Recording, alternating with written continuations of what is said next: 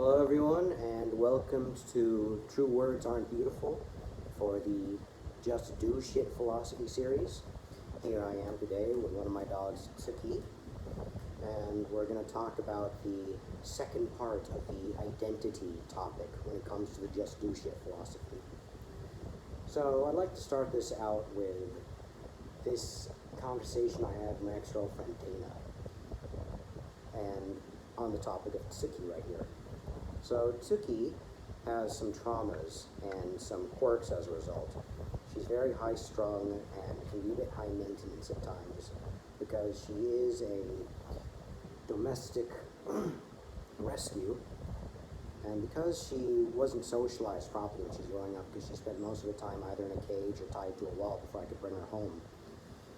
She doesn't really socialize very well with dogs, and she's constantly very frightened compared to her sister, who just loves to make friends with everyone. It comes to a point that we joke that Tsuki doesn't walk, she scrambles, and she doesn't run, she darts. And I had a conversation with Dana saying, what if we used that memory wiping machine and reset Tsuki's brain, like the one they used in the end of the movie Men in Black, where Tommy Lee Jones' character, Kay, steps into the machine, and all this time as a man in black is erased so he can go live a normal life. And Dana says to me, no, because then it wouldn't be Tsuki. So, that being said, this little girl is getting a bit nervous, so I'm going to let her go. And now I'm going to go on a very well-known example of what exactly is identity or essentialism for something. I read about this in Osho when I was going through my Osho phase before I decided it wasn't really for me, especially given the guy's crimes and a lot of the dodgy stuff he and his cult did with the bioterrorist attacks. But, a lot of people who try to go into emotional wellness and a lot of people who begin their spiritual seeking will inevitably run into Osho, for better or for worse, but it was a nice way to dip my toes in the water, and my dad would give me Osho books, and he wouldn't say that this was actually Bhagavan Rajneesh. Anyway, so the example he used was the chariot. If you remove the wheels from a chariot, is it still a chariot? If you take away the horses that are guiding the chariot, is it still a chariot? If you take away the rider, is it still a chariot? So all those things come together to form what is a chariot, just like you have a lot of things that come together to form your identity. So, and part of your identity involves the things that you do to define who you are. Some people might say, oh, I'm a gamer. Other people might say, oh, I'm a skater, or I'm a rock climber, wall climber. I'm an athlete, I'm an artist. And one of my favorites, because I've had a lot of experience in this for 13 years, and I did a lot of internal martial arts, a lot of people call themselves masters. And then I'd also run into people in Reiki circles who said that they were masters of Reiki, and I'd always roll my eyes because someone would say, I got initiated on Skype. I did level 1, then I decided I would do level 2 on the same day. And then a month later, I took level 3, and now I'm a Reiki master. And with all due respect to people who do that, and while it is a noble cause to want to heal others and serve, the whole calling yourself a master and the ease of attaining that title or claiming that title by just paying as you go kind of rubs me the wrong way. And I felt that a lot when I was in the internal martial arts and cultivation circles, where someone would call someone a great master. I would go meet them, and I'd see they really couldn't fight. They were pot-bellied guys who would be very, very uncomfortable dealing with someone who's got a lot of experience, or athletes, or from the harder styles. Not to say that internal martial arts are all garbage, because I have run into some genuine masters who look so skinny that you could snap them in two, but they could fudge in you and you'd fly across the room. So, excuse me. So the whole thing about mastery and people claiming that they're masters I'll talk about several individuals in one of the schools that I was part of. One of them was the late Master David. He was a guy who never told people he was a martial arts master. He just said, David, we're friends, that's all. He never even told people that he did martial arts or he taught them. He just said that he taught some Chinese health practices, and he would choose his students very carefully. Then you had a senior student who was my teacher, JR. When David died, JR inherited the title of master and the school, and as a result, he and the several remaining students who finished the program were suddenly masters, and many of them didn't really feel like it at the time.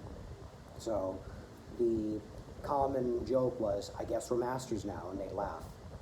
But then you have some people, when that happens, it gets to their head, and they say, hey, I'm a master, I can do this, I can do that, I can abuse you. I mean, I've read emails, I've heard phone calls where someone says, I am a master. I don't deserve this respect. I am a master, you'll treat me this way. And I'm just, no, I don't want to deal with that shit. Doesn't matter if it's martial arts or Reiki or whatever. Anyone who claims mastery, or rather claims that they are a master, you laugh and you ask them, what are they baiting? Then you have Greg, who was a peer of David, and that guy was very hardcore. He never called himself a master. He never called himself anything but a teacher or a coach. And one thing I've noticed about a lot of people who call themselves masters, those who claim don't know and those who don't claim tend to actually know a lot more than they think.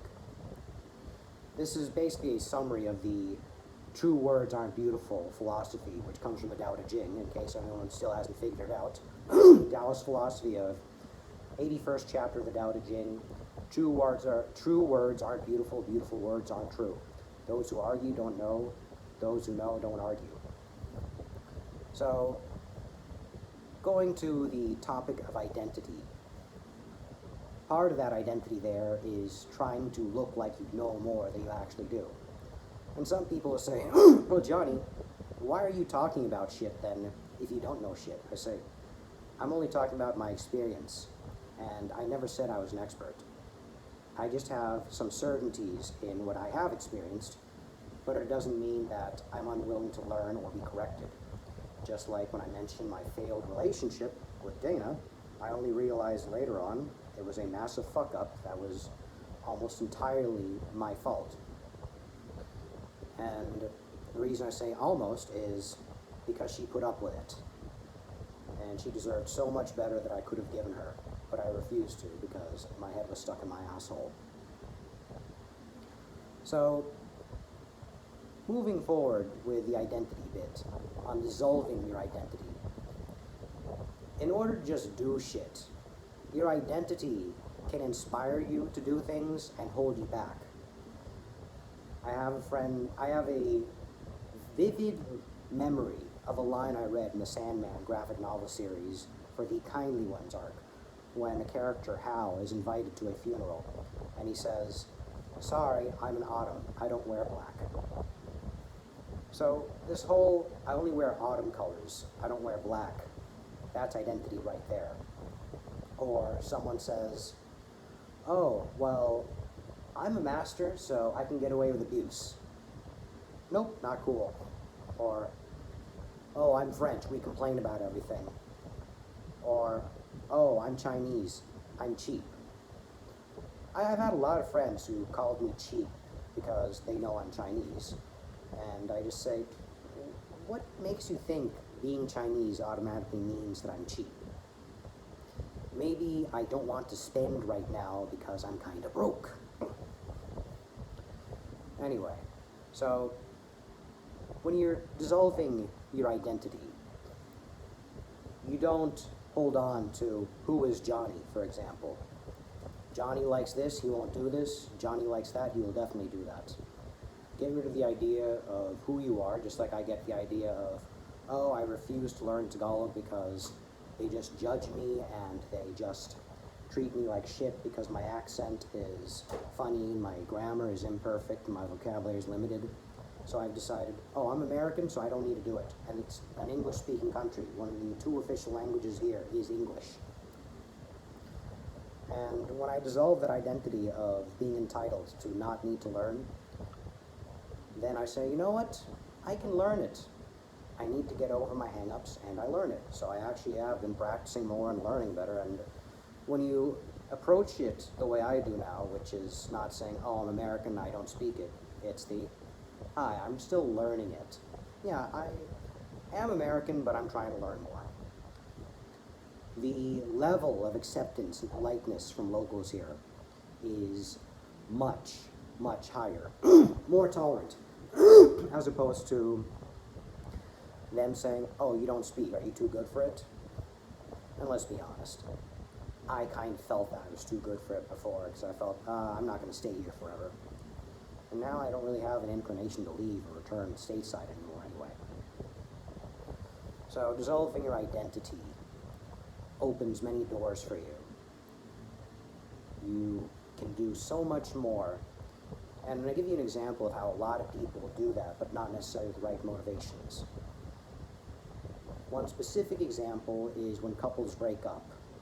Some choose to complain, feel sorry for themselves, and become victims. That was me. I've done that for a couple of relationships. And there are other times where, when I get dumped, that I get inspired to be better. In college, I knew a girl, Nancy, when her boyfriend broke up with her. She joked about how, when they caught up a year later, during their relationship, she would always leave a little extra food for him to eat, so that he ended up porking up during their relationship, and it made him undesirable in the dating market right after they broke up. So he spent that time going to the gym and running a lot, and then he lost weight and he bulked up, and then he became very desired in the dating scene. So when they caught up, she says, so I see that you're marketable now. So I'll give you a couple of examples when I've tried to better myself because of breakups, and when I had the wrong intentions and I wasn't doing shit. About 10 years ago, when I had a bad breakup, I thought I would do shit just to show that I was happy and that I was better. And all that ended up doing was making my ex-girlfriend, who I was still amicable with for a while before we really couldn't stand each other when we were interacting, she thought that I was just completely insincere and posing, which I was, let's be honest. Then after that, a few years later, I was in the Peace Corps, and my girlfriend, doing a long-distance relationship with me, split up, and as a result, I got very depressed, I lost a lot of weight, and I was unemployed for almost a year after the Peace Corps, relying on handouts and support and favors and doing little odd jobs. And that was the time I did a lot of Reiki healing and other random things, even teaching very, very basic meditation and martial arts just to get by. But I said, well, I was a non-profit volunteer and professional. I don't have any contracts right now, so I will just do what I can. And then a friend said, hey, Johnny, I believe in you.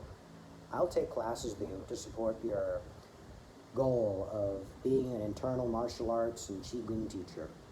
And then that became my default for a while in between contracts, to the point that instead of running between contracts and doing teaching Qigong and martial arts on the side, that became my primary, and NGO work became my secondary.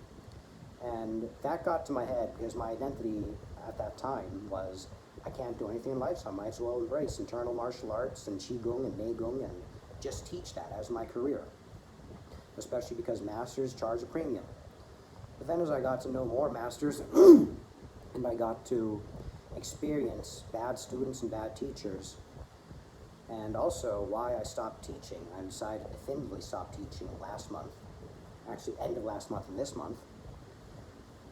It just wasn't making me happy, it was unstable, and now that I lost both my work and an NGO last month, the same as I lost my last student, I am now unemployed, and I'm just improvising because now I can do whatever I want. It's a journey to explore and discover. And so I decided to start vlogging, even if I don't have equipment such as the mic that I'm going to get tomorrow, if my friend doesn't forget. So, moving on. Another example of a breakup where I decided to be better. Yes, this is Dana. Without someone to do my laundry or cook my meals, I moved to another province in the Philippines for about a year to study and master internal martial arts, which I ended up not doing. I came back to Manila and ended up having to do more odd jobs, rely on a lot of self-care, a lot of support, and improvising, and taking art classes and guitar classes. I would still teach and I would still write on the side, but I didn't really have anyone as a security net, which forced me to get out of the identity of I'm too lazy and entitled to do anything. I was forced to learn how to cook. I was forced to learn how to get around and not use the local equivalent of Uber, which is Grab here. I had to learn to use public transportation, got more comfortable walking around the city instead of bitching about the sun and sweating all the time. And it feels good. It feels good to do what Dana and other people like Coach Greg would do, which is no one ever held their hand, no one was their security net growing up. They didn't come from money. So if they wanted to live the best life they could, they had to create their own opportunities instead of crying about a lack of them, which is what I'm doing right now, which is creating opportunities, being very open and vulnerable here. And who knows? If not my friends and some random stranger sees these videos and they choose to be better, great. Otherwise, this is a time capsule of me at my lowest point in my life, just a couple weeks, actually a little over a week shy of turning 40, to see how I was at my lowest, and if I get over my depression, my suicidal thoughts, this will be something I can look back at and see the growth. Which is why I post more videos of me just doing shit. So, turning back to other ex-girlfriends, I know, I have so many stories that I don't have a league of evil exes like in Scott Pilgrim, but I have a league of teachers who happen to be ex-girlfriends. No, my internal martial arts teachers were not my ex-girlfriends. I'm saying that I had many opportunities to learn and be better from reflecting and doing introspection on my past relationships. So one ex I'm still amicable with did a lot of things after we broke up. She did a Tough Mudder race and did a lot of volunteering, a lot of traveling, and when she showed me pictures of all the stuff she was up to the year after we broke up, she started crying and told me she just wanted me to be proud of her because I inspired her to do all these things. And that's what inspired her or drew her to me romantically. My response to her was, hey, Jade, I've always been proud of you. You never need to do this to prove anything to me or to make me proud of you. I love you just the way you are. And I still love her because we're still friends, even if we don't talk all the time. So that's an example of someone who just decided to do shit. And while her motivation was to make me proud, she did it ultimately for herself, because she still does those things. And this reminds me of several films, TV series, and an anime series of people who you can look at as examples of those who just do shit and those who aren't really just doing shit. Again, inspired by major life circumstances, which in this case were breakups, or other things. So, this one movie, Silver Linings Playbook, it's most definitely not an example of doing shit, because the main character, played by Bradley Cooper, he's got some neuroses, and he suddenly has this idea that God is telling him what he needs to do in order to change his life and be better and prove to his ex-wife that he's changed and he's better and she can take him back. He does a number of things to improve, but ultimately he didn't do them for himself. He didn't do them to be better. He did them only to hopefully get back his ex-wife. And if you haven't seen the movie, you're not missing out on much, and I spoiled this. But those changes, for the purpose of the movie, yeah, he made the changes that got him the girl in the end. Not his ex-wife, but the girl he was working with. But in real life, if you're doing something just to impress someone, you're going to go right back to your old habits. That's not doing shit. The just do shit philosophy is living to express, not to impress. I express my artistic side. I express my creative side. I express my caring and nurturing side. So, next example here. Better Call Saul, one of my favorite series, prequel to Breaking Bad. So if you haven't watched the series, I'm going to give you spoilers now, but when Jimmy and Kim break up, and before they officially divorce, each of them doesn't do shit. Jimmy decides to embrace hedonism and becoming a sleazebag as the Saul Goodman persona in order to hide his heartbreak by being busy. No, he didn't do shit, he just made himself busy and pretended to be someone else, but he never worked on the core issues. Kim killed her personality as well, but she didn't do something flamboyant. She just became very docile, working in document review, the equivalent of document review over in Florida. These people were not doing anything to better themselves, they were doing something to hide from themselves. So they do not fall into the category of the just do shit philosophy. Now, one of my recent favorites is an anime series called Zom 100, Bucket List of the Dead. In this case, it has nothing to do with the breakup because the guy is very likely a virgin.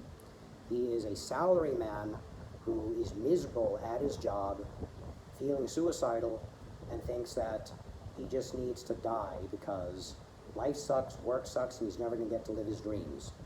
All of a sudden, a zombie outbreak happens, and instead of freaking out like everyone else is, he's ecstatic and overjoyed because now he doesn't need to go to work anymore. Yeah, there are zombies running around, and he's accepted that, you know what, I'm not going to try and fight this, I might not even survive, I don't know if there's a cure, so I'm just going to accept that it's not about if I survive this, it's about when I turn into a zombie, when I get bitten and infected. So, until that happens, it could be tomorrow, it could be in a week or two or a month, I'm going to create a bucket list of 100 things I've always wanted to do and do as many of them as I can, or complete the bucket list before I become a zombie and die. Or die and become a zombie. That is a perfect example of just doing shit. So, what held him back before? Yeah, time, money, and also his identity. What held him back there was, oh, I'm just a salary man. Yeah, just a salary man. Oh, I'm busy. Yeah, being busy is identity. When you're too busy to do something, you never do anything. What are two busy people doing? They're just on their phones, they're on their devices, and they think that they have no time and they have no inclination to do anything else besides watch Netflix or go on social media. So, when you dissolve your identity, you stop making excuses. You stop making justifications or rationalizations or using self-serving logic.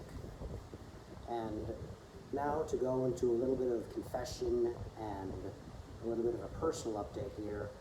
I still have some suicidal thoughts today. I've been contrasting between wanting to close up all loose ends and also the idea of just not caring now what happens to me, because while my life hasn't been ideal, I accept it, and though I still have plenty of things I could do.